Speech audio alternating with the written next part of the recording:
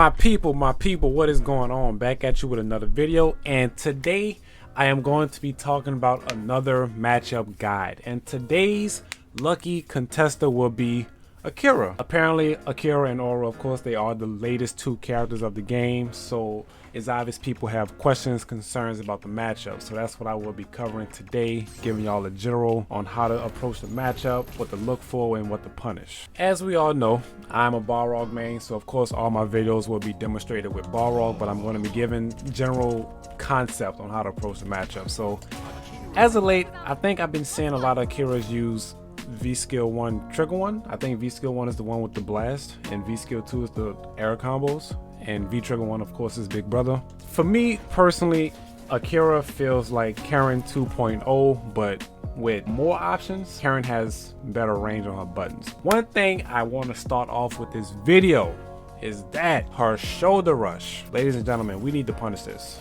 We need to punish this. I'm gonna start off by saying that right now. This is -4 on block. They're all -4 on block from light, medium to heavy. Nothing changes. They're all -4. So if she misspaces them, you can punish this with a 3 frame or 4 frame. Do not let her get away with this if they are not spaced correctly. EX is -2, which is basically her safe dash straight if she spins the meter. That is the one you cannot punish.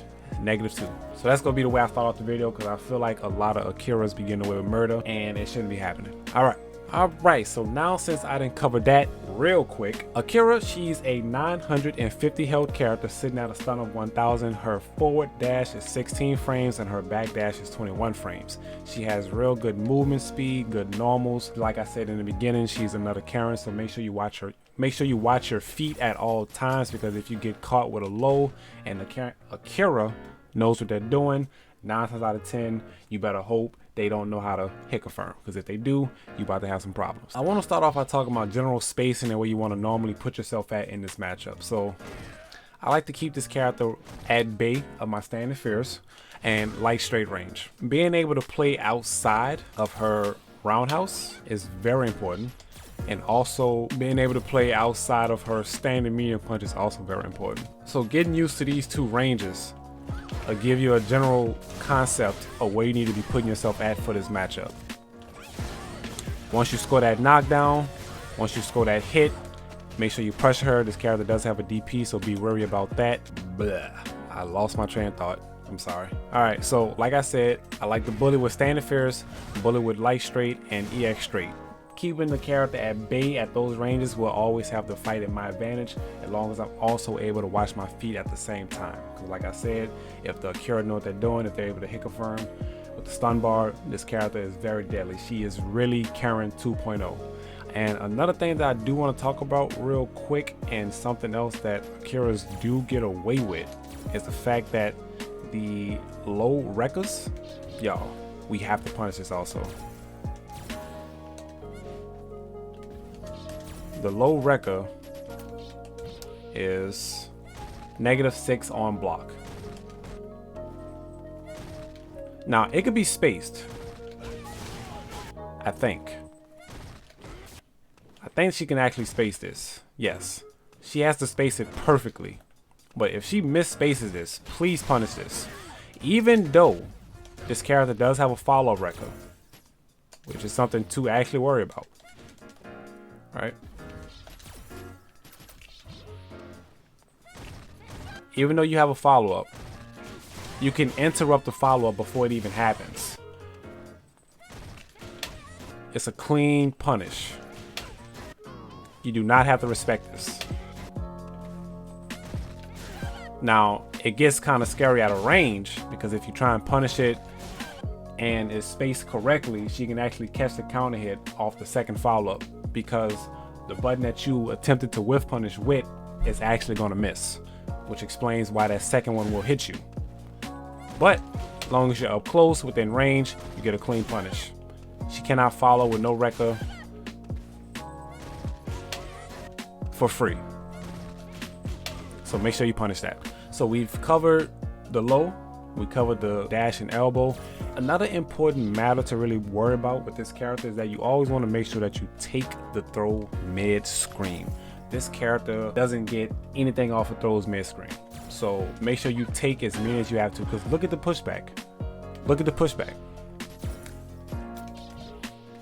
When you look at this pushback, that gives you all reasons to just take the throw, because what can she do right here?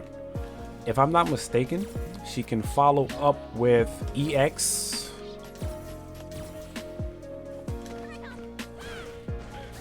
dash elbow, right? But even if she follow with that, it's -2. It's -2. So even if she do that, you could just take your turn back. I think you could backdash this. Oh, you should be able to V-shift this maybe.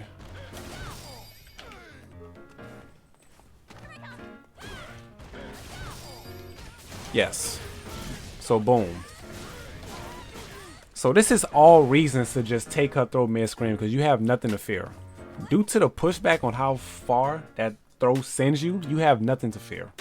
Take all throws mid-screen, and then once you feel like the character is going to throw you just to throw you, I would suggest throwing in backdash, V-shift, but just to play it safe and not really put yourself at risk for bigger damage, just take the throw. Now, don't get me wrong, in the corner, this character becomes very scary. This character becomes very scary in the corner. Her throws become very crucial, because you go from getting knocked back very far mid-screen to where you're still right here in front of my face. So now you have to worry about throw loops, you have to worry about pokes. This character is a threat in the corner. Keeping her mid-screen as long as possible is how you want to play this matchup. If you could push her to the corner, that's perfectly fine. But if your back gets to the wall, you have something to worry about. You actually have something to worry about. You're about to start guessing for dear life. You better pray you able to guess right. I'm not even joking. This character is actually scary in the corner. I kid you not. Besides that, y'all, that was basically quick tips on how to approach the matchup, some things to look out for, what to punish against this character.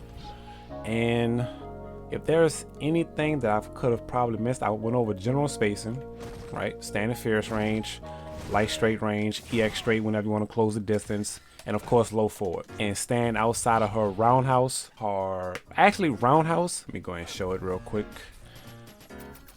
Stand outside of roundhouse. Oops. Stand outside of forward fierce, and standing outside of low forward. These are the 3 buttons that you want to look out for. As long as you're playing outside of these ranges, you're perfectly fine. This is the general spacing that you always want to be at. So hopefully this guide helped y'all. If y'all feel like I missed anything, please feel free to put it down in the comment section below. Give me some feedback and I'll make sure I'll imply it on the next tutorial that I decide to do, y'all. Once again, make sure that y'all do hit the subscribe button, leave a like and a comment down like I said before I switch screens.